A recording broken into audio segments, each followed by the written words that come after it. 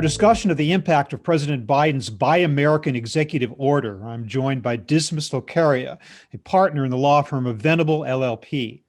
Hello, Dismas. How are you doing? I'm very well. How are you? Good. So explain what this latest EO or executive order exactly mandates. We see a lot of these executive orders when there's a change in administration, and by and large, an executive order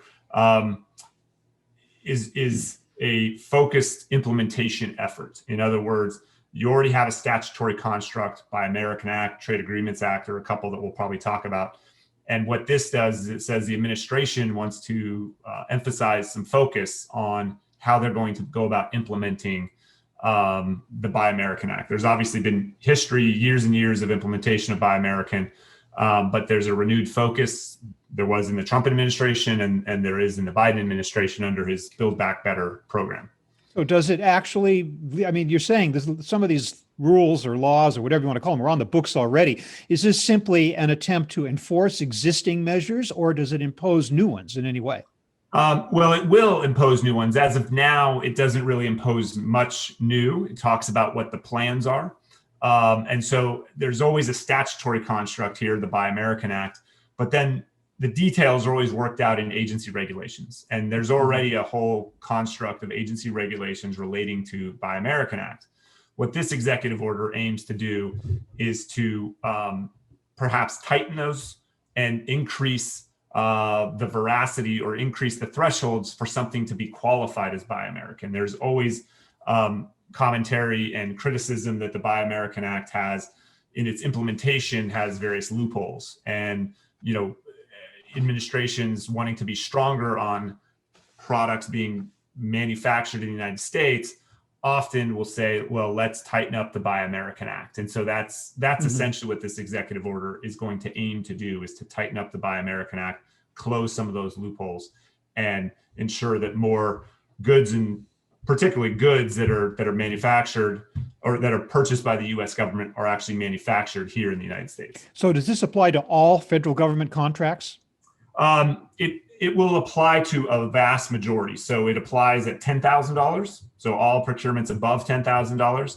And then it applies, but it must be noted that there's a statute called the Trade Agreements Act that kicks in at various thresholds based upon various free trade agreements we have. And those typically kick in at about 180,000. So the most utility the Buy American Act has is those procurements between 10,000 and about 180,000. And then you start seeing trade agreements. The thresholds vary based on types of commodity and countries, where we have varying thresholds with those countries under trade agreements. Are there other types of waivers available other than what you just noted? There are. The Buy American Act has a couple ways of waiving its requirements. You can just get an outright waiver from an agency, but although this executive order is going to curtail that somewhat, I think it will create some complications, which we can get into in a second. The probably more notable waiver under the current regulations of the Buy American Act is what's called a COTS exception, commercial off-the-shelf item exception. The Buy American Act has two prongs for compliance. Number one, it needs to be manufactured in the United States. And number two, the components that go into manufacturing in the United States, 55% of the cost of those components need to be sourced from the United States. So the raw materials also need to come from the United States. The COTS exception provides that if it's a COTS item, commercial off the shelf, which essentially means it's a product that is widely sold in the commercial space in the same manner to the government. In other words, it's as is, it's not modified for the government. If it's sold as a COTS item, then it will not be subject to that 55% component rule. So really, it just then boils, if you're a COTS item, then it really boils down to whether it's manufactured in the United States or not. Is that because the COTS item might be typically cheaper than a purely sourced item, and you don't want the government spending more than it has to for material? Well, partly, I think more broadly is that the government wants access to commercial off-the-shelf items. It wants to be able to buy pencils and paper and all the stuff, right, that the government needs to buy, that we all buy. I go to Home Depot, I go to Office, I go to different places to buy things. the government wants access to that stuff too. And if they tell all those manufacturers, well, you need to source it from the US in addition to manufacturing it here, you're really going to drive a lot of companies probably out of that market. They're going to say, no, I'm not, it's too expensive to source it from the United States. We can't get these types of things cost effectively. And I'm not going to create an entirely new manufacturing and supply chain process just for, the government, which is 10% of my business or whatever. So it would really limit the government's ability to buy these small consumer items.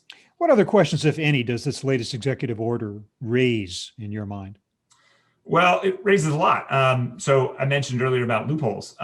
So what are the loopholes that they're going to try to close? Well, the COTS item is a major loophole, but it's also a major, like I said, it is very unlikely that a lot of commercial contractors who do what I call dabble in government contracting. In other words, they have a large, maybe, hundreds of millions, multi-billion-dollar business, and the government is maybe 10 million, 20 million, which is still a big number, whole number, but as a percentage of their overall business, very small. Mm-hmm. Well, if you wipe away that COTS exception, you're asking these businesses to reformulate how they manufacture, where they source products from. It changes their whole business model. And if you do that, you probably run the risk of driving those folks out of the government contracting business because it's just not worth it for them to create two ways of manufacturing the same item. So I think that is a question that I have, is if there's plans to do away with the COTS exception, I think that will have a very big impact on commercial government contractors. You mentioned that there's consideration taken for trade agreements that the United States has with trading partners, and yet I hear that there is some potential controversy there, especially with respect to trading partners like Canada, who are a little bit nervous under the U.S.-Mexico-Canada agreement about whether this is in violation of that. Are there issues, or is there going to be some tension between us and our major trading partners as a result of the reaffirmation of the Buy American concept? Yeah, I mean, there could be. The devil will be in the details. It's really one of those things we have to wait and see. The devil's going to be in the details. I would imagine that this administration is, they're trying to repair relations with a number of trading partners, of NATO allies, of countries like Canada, our closest neighbor. So I doubt they're going to take a real hard line on controversial issues. I would think that they would probably not do that. And look for other areas to make change. Yeah, certainly, as you say, the idea of Buy American is nothing new, and many other countries, I'm sure, have the same thing. But on paper, does this amount to protectionism?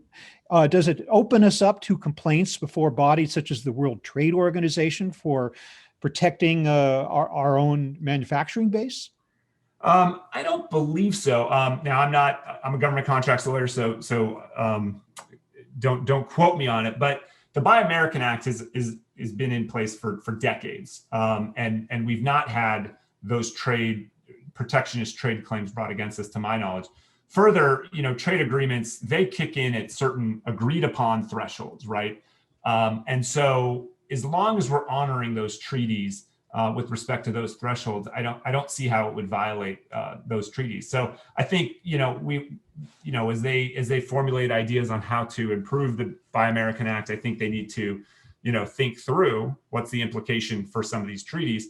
But as long as they're not implicating those, I think they'll probably be okay. Is the amount of contracts at stake such that this latest action by President Biden have a marked influence on the nation's domestic manufacturing base? I think this, along with other things, could. Alone, I doubt it. But it's, I think it's one of those things that we always see. Like I said, Trump administration came in and did an executive order relatively quickly within that administration. Biden wants to show that he's just as strong on, domestic manufacturing as President Trump was. And so he wants to make a splash, and it makes big headlines. And then, there's a 180-day term for regulations. And by 6 months from now, people will be talking about other things. So does it really make a big difference? I would say probably not alone, but combined with other things like the plans that they have for infrastructure and the plans that they have for new green technology and the grants and the programs that they're going to implement through those, I would think that there'll be opportunity to really increase domestic manufacturing in conjunction with other legislation that they would be passing. Infrastructure is important. You say if indeed we start spending billions of dollars on nation's infrastructure, there's going to obviously be some contracting issues about where the basic raw materials and the contracting is coming from. So I guess yeah, absolutely. And I should note the Department of Transportation actually fits under a different it's called a Buy America Act, no N. So there's the Buy American Act, which generally applies to the federal government, and then there's the Buy America Act, which applies to the Department of Transportation. And they have very specific rules on the sourcing of and manufacturing of steel, concrete, and a lot of the raw materials that you would expect to see in highway, bridge, and other transportation type procurements, rolling stock, rail cars, all that stuff. So they have even a different regime that actually is quite a bit more rigorous than the Buy American Act. Are there other cabinet departments that have the additional versions with or without an N, or I mean their own slightly different? Yeah, rules? I mean DoD has another kind of domestic preference nuance called the Berry Amendment, and the Berry Amendment provides that certain specialty metals and textiles need to be manufactured in the United States. And so, we deal with that as well. Again, the idea being that we need to source certain products domestically in order to continue to bolster up our defense industrial base, right? Right. So textiles and specialty metals also fall under what's called the Berry Amendment, which is another domestic preference statute. Complicated, but at least it's interesting to see that this administration is continuing the push toward Buy America, and I guess we'll see what happens. Maybe we can talk at another time to see later on to see how it all played out. But in the meantime, Dismas Locaria of Venable, thanks so much for being with me today to talk about this crucial issue. Appreciate it. Absolutely. My pleasure. Thanks.